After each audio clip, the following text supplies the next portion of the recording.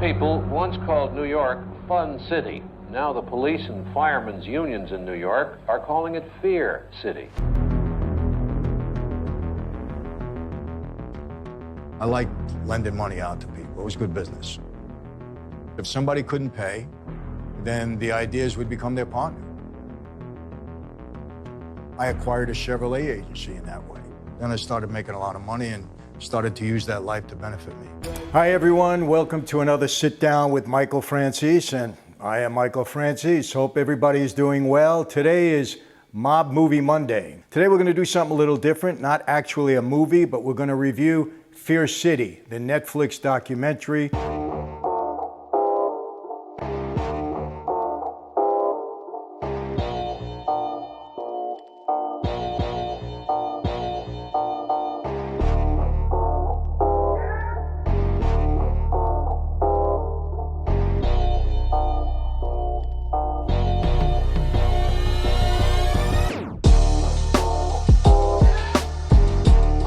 I know many of you have saw it because I got so many comments from you about it. I was in it, so I think it's appropriate. Obviously, the time era, the 70s and 80s, that was my era in the mob. I got a lot of good comments on it. It was the #1 trending show for Netflix for several days. It stayed in the top 10 for a while.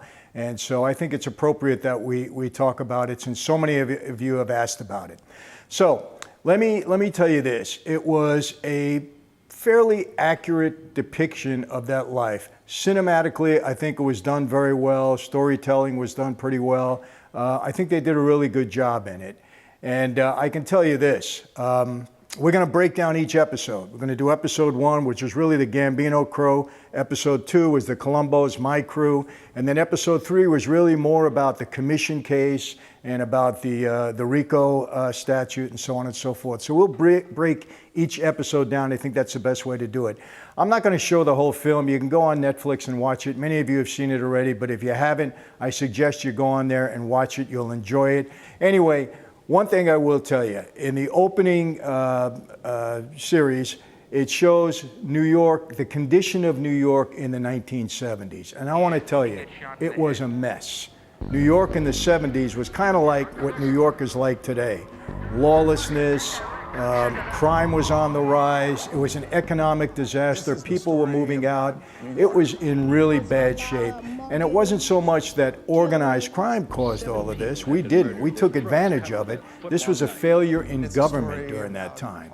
It was a weak government. The structure was bad. They weren't, the policies in the city were not good. And as a result, New York was a mess. It was crime-ridden, so on and so forth. As a matter of fact, in the opening scene, they interview a guy by the name of Curtis Sliwa, who says, what a mess it was at that time. If you don't know Curtis Sliwa, let me give you a little background on him. He was, he's about my age, and if you see, he talked with a Brooklyn accent. He was sitting in a barber shop, and he talks about the 70s and what it was like. And it was a mess. As a matter of fact, it was such a mess. There was so much lawlessness in the streets and in the subways that Curtis formed kind of a vigilante group, but it was a vigilante group on the good side called the Guardian Angels, and he was a leader of it. And what he did, he put a band or a crew together that would help combat crime in the subways and on the streets. That was Curtis Sliwa. He's very outspoken. I think he's got a radio show today. Very outspoken guy. A little bit more of a twist to that is there was a kidnapping of Curtis Sliwa and a murder attempt on him. I think he walked out of his house, he got into a taxi, he was going someplace, guy in a seat came up with a gun and started shooting him, firing at him.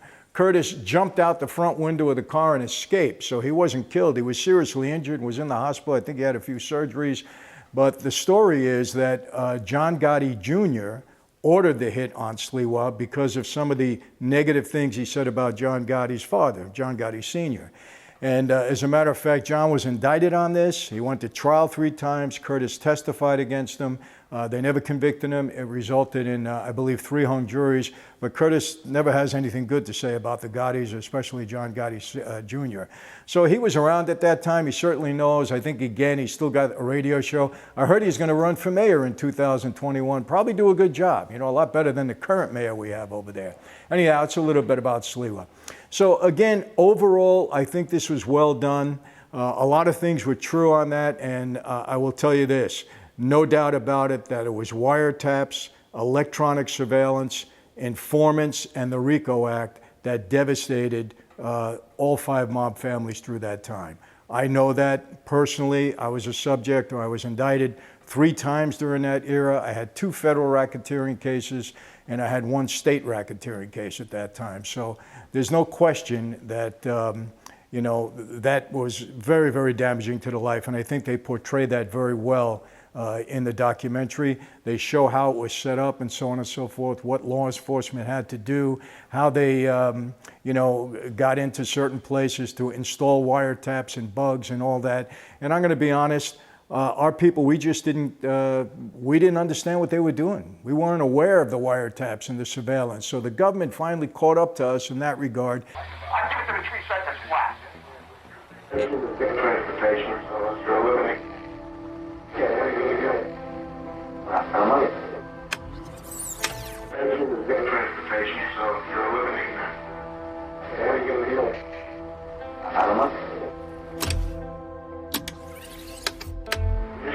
Obviously, there were a lot of informants. People were going bad because of the RICO indictment. So that part was pretty accurate.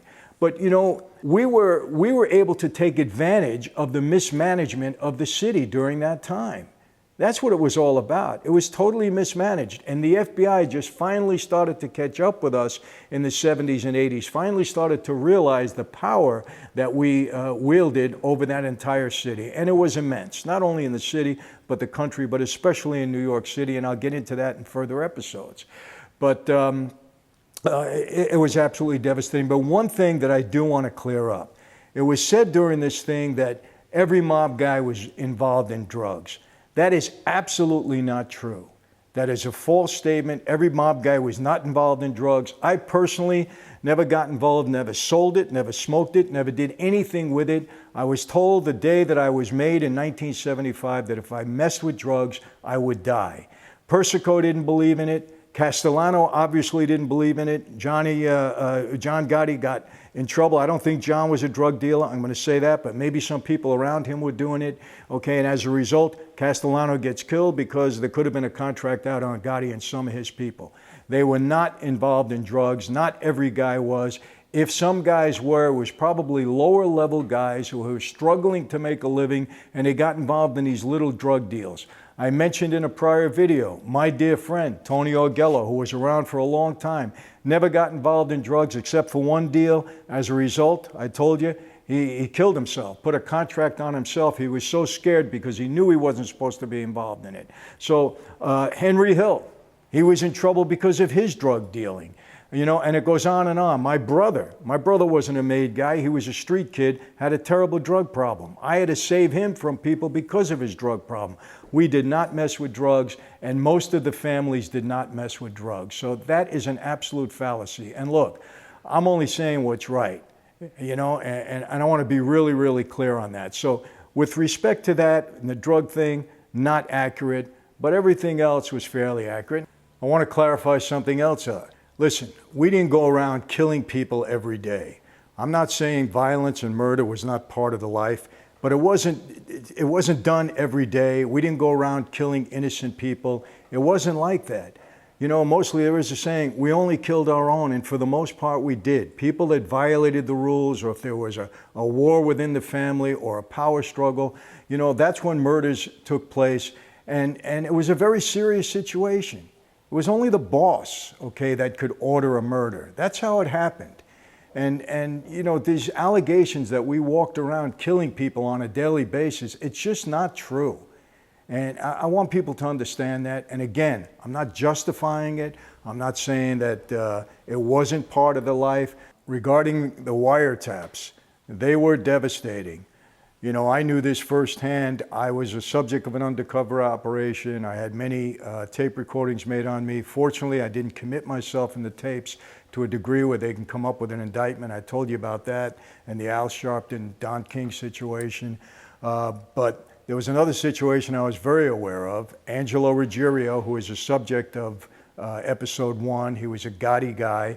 They had bugged his house. They went in and bugged his house, and they show it in the documentary how they did that. Very sophisticated operation, the way they got into his house. And he had the same lawyer's office that I had.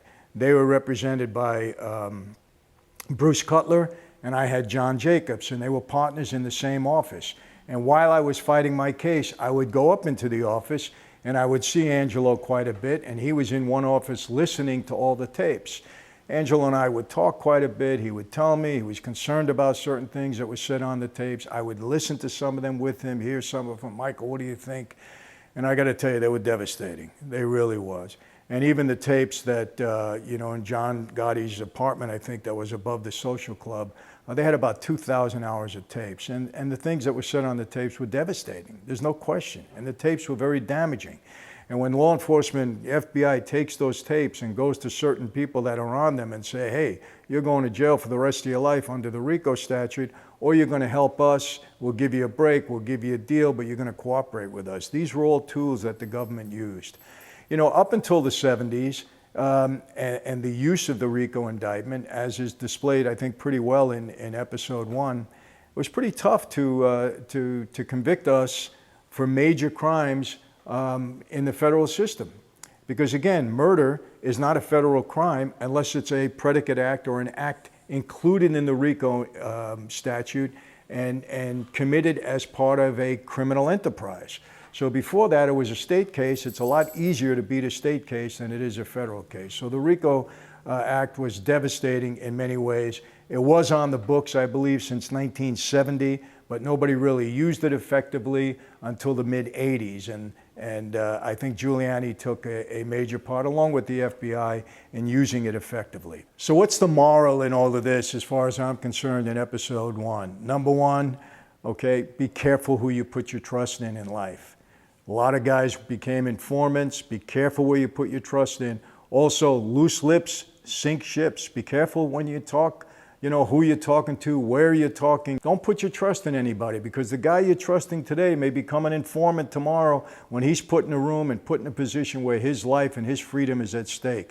Be very, very careful. And obviously, crime really doesn't pay. It absolutely doesn't. And you can transform your life. You can get out of a bad situation. I left that life 25 years ago. Yes, I had a rough time. I had struggles. I had challenges, but we were able to overcome them. I've been very blessed, person of faith, had good people around me, made myself accountable to good people. If you learn anything out of this episode, is that law enforcement is not stupid. They're there. They're on top of things, especially today. They have a lot of laws in their favor. Got to be very, very careful out there. It's why I preach it to young people all the time. Straighten your life out. Get out of these gangs. Go straight. It's the only way to secure some kind of longevity in life. Do it legit. It's the only way to go. So next we're going to be doing episode 2, and that's the Columbo family. We're going to talk about my former underboss, Jerry Langella, AKA Jerry Lang. I knew him very well. He was the underboss of our family. I was at a restaurant. You're going to see that they bugged the Casa Storta, a place that I used to go to frequently. Probably was on some of those wiretaps. Fortunately, never led to an indictment for me. And we're going to do that next. And then the next one will be episode 3, which is all about the commission and the RICO Act and Giuliani and all the damage that was caused as a result of the wiretaps, the surveillance, and the Mafia Commission case that put all the bosses of our families away. So with that, what can I tell you? Have a great week. This is tomorrow, I believe, is September 1st. Summer's almost over, 21 days, soak it up. Even in this pandemic, everything went fast. Subscribe to the YouTube channel. Go on michaelfranzese.com. A lot of great things coming up. Be safe, be healthy. God bless.